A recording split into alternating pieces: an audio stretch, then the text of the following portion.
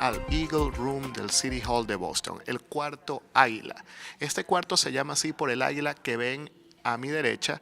Esta águila está tallada en pino, en madera de pino, y es una réplica de un águila que se perdió en un huracán en 1938. Esta águila también es histórica, pues fue hecha el año siguiente, en 1939, y le da nombre a este cuarto en el City Hall de Boston. Estuvimos invitados el día de hoy a venir acá a una reunión con el alcalde Walsh, una reunión muy pequeña entre los medios étnicos, el alcalde y la oficina de nuevos bostonianos. Acompáñenme en este programa especial de El Planeta Hoy, en el que conversaremos con el alcalde en una mesa redonda. Tendremos oportunidad de hacerle algunas preguntas que son interesantes para los inmigrantes de Boston, y también conversaremos con Alejandra Sanguillén, directora del Departamento de Nuevos Bostonianos de la alcaldía. Esto es un reporte exclusivo de El Planeta Hoy. Yo soy Rafael Ulloa. Acompáñenme en este programa.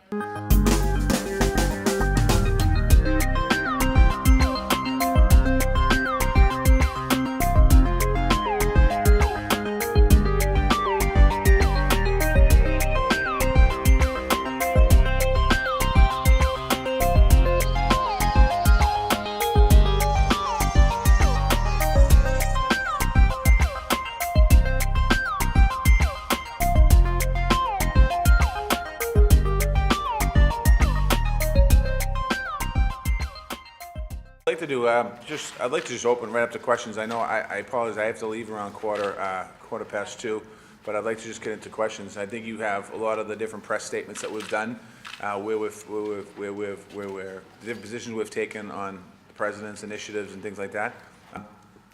The Office of New Bostonians was founded in the City Hall. I'm not sure how long ago. 98. And they did some work in the city of Boston. When I got elected mayor and during my campaign for mayor, we placed a lot of emphasis on different parts of the city of Boston and different ethnic groups in the city of Boston, making sure that we're able to connect to a lot of different people as we did. We did it in the primary and we did it in the final. I think when you look at the final, when you look at the way that the votes broke down, a lot of that work showed exactly what we did in the campaign. So when I got elected mayor of the city of Boston, I looked around all the different departments in the city, and we've merged some departments, we've strengthened some departments. One area we strengthened was the Women's Commission. It was the office, the Women's Commission, that was the name of the office. And we changed the name, and we added more supports down there to the Women's Office of Advancement. We're working on changing the dialogue around what that office does for the city of Boston. So we worked hard on that. We brought in, we created a position, Chief Diversity Officer here in the city of Boston, actually officers, plural. First time in the history of Boston that we've had that office. That office has been up and running now for probably about a little over a month.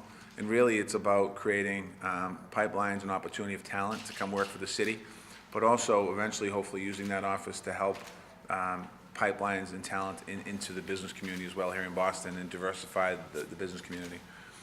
The Office of New Bostonians is an office that's certainly close to my heart because I'm first generation American. My parents are both immigrants. We're both immigrants. My dad died 5 years ago in this coming June. He came here in 1956. My mother came here in 59. My mother came to this country when she was 17 years old. And my father really had some family here, but not a lot. My mother had an aunt here. But they told me stories of when they came here, how they had to have somebody sponsor them out to this country, and then eventually became citizens. My mother didn't become a citizen until roughly probably in the early 90s. She had the green card, the alien card. She didn't have her citizenship, and part of the reason behind not having her citizenship was because she was intimidated by taking the test. She was really scared, nervous about going and taking the test. And she ultimately did get her citizenship. She took the test, got sworn in, naturalized. And so, I understand the immigrant population in Boston. What's happening prior to the president's executive order with people living here undocumented, I understand that because I had family members in the 70s and 80s that were undocumented, that were living here, that lost family members in Ireland that couldn't go back home to the funeral because if they went home, they wouldn't be able to come back into the country. So when it comes to the immigrant population, both documented and undocumented, I know the stress is on those two populations. I have proudly supported in the past legislation as a state representative.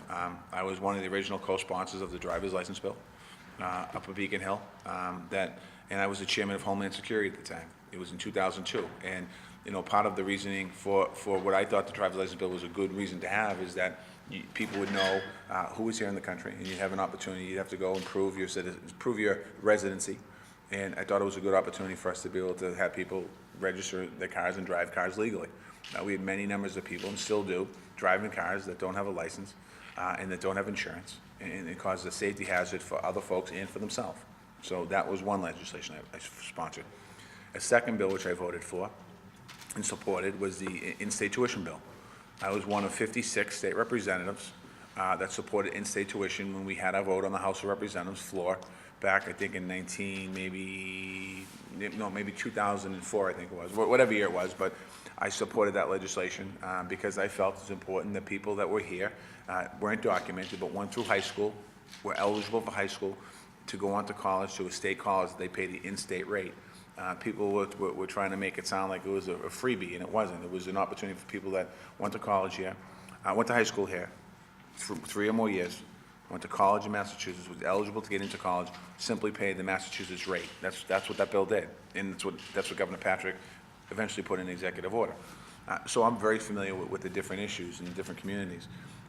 Since that time, since being here, the Office of New Bostonians really is trying to refocus the office, not just simply around immigration laws and people that are undocumented, but also people that are citizens of the country and citizens of Boston, and helping them with business opportunities, connecting them to the right folks so that they have the opportunities to be able to open their businesses.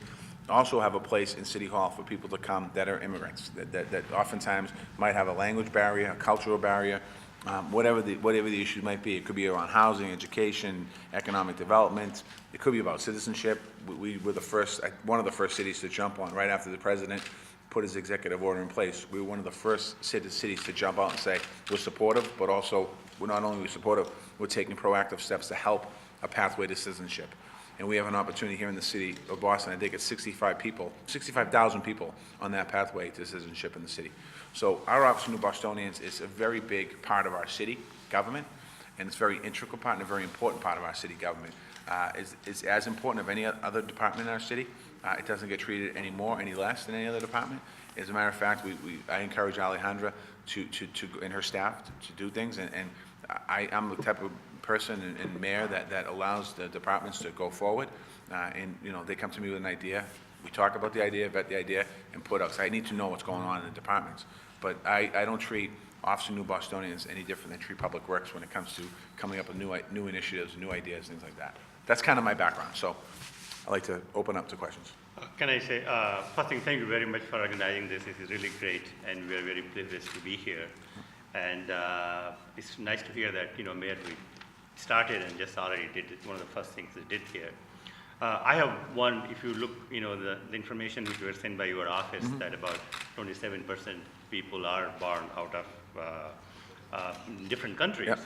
So, and almost, the entire ethnic community is represented here in the media, but we have very little access to both the City Hall as well as the State House. If you look at the media coverage, Globe, Herald, you guys are always there, the mayor's office and everybody there. And the reason is not that because lack of trying. For the last year and a half, we tried to do a sit-down interview with Mayor Menino for a year and a half. And every time we were promised, okay, send the question, we follow up. He's busy, and after later on he became sick, we understand. But never after a year and a half trying to sit down with the mayor to just talk about what his issues are, what challenges which we have. So I hope that if any one of us come to your office, a New Bostonian office, and we want to do an interview, even if for 10 minutes, we should be allowed that access to do that. I think you're going to see a difference here now. We have a new communications director, Laura Jerry. We also have Gabby, Melina, and Bonnie. So we have more capacity. I'll be honest with you, in the beginning of the term, there's so many requests for media. It was just one after another. Even my own local paper, Deutsche Reporter, I had a conversation with Billy Forey, the editor, who felt that in the first few months he wasn't getting access. And it wasn't that he wasn't getting access, it was just the capacity was so great, the volume of requests. Sure. And really what we're focusing on now, as I said in the beginning, we're focusing on how do we do a better job allowing access to the mayor's office, to different departments. I would welcome you to talk to other departments as well. And we have I think our system that we're setting up now is going to be more open. I think you'll see a difference, because it came down to capacity. But I think you'll see a difference. And the local papers, you know, the Charlestowns and East Bostons, and not necessarily the ethnic media papers, but the other papers as well. It's difficult. It was difficult for us to get to all of them. And we're coming up with a system on how we do this. And is there an opportunity for me twice a year maybe to sit down with this group of papers, and then sit down with the locals a couple times a year? Because I do sit down with the Globe and Herald and the big ones. But it's also important because I think my message, the best way to get my message out is through all of you, not necessarily in the Globe, Herald, or TV. It's through you, because I can get into details that a lot of times your papers will cover the details, while the other ones will just cover the broad picture. Well, thank you for that. Mayor, thank you very much for inviting us here. You mentioned the language barrier that sometimes new immigrants, and some immigrants that are not new in Boston, might have when they need to access to services.